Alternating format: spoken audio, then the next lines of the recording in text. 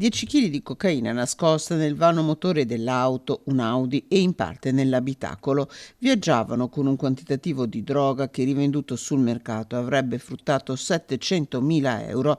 La coppia di stranieri fermata e arrestata dagli agenti della squadra mobile di Padova all'uscita del casello di Boara Pisani lungo la A13. Tutto è accaduto nel pomeriggio del 16 aprile.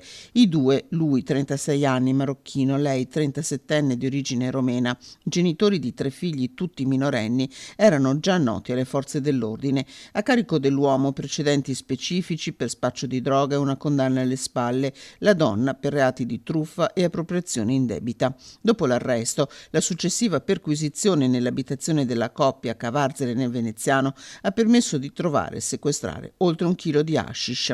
La misura dell'arresto è stata convalidata dal GIP di Rovigo, procura competente per territorio. Per i due si sono aperte le porte del carcere, il 36enne a Rovigo, mentre la donna a Montorio. I 3 figli della coppia sono stati affidati ai nonni paterni.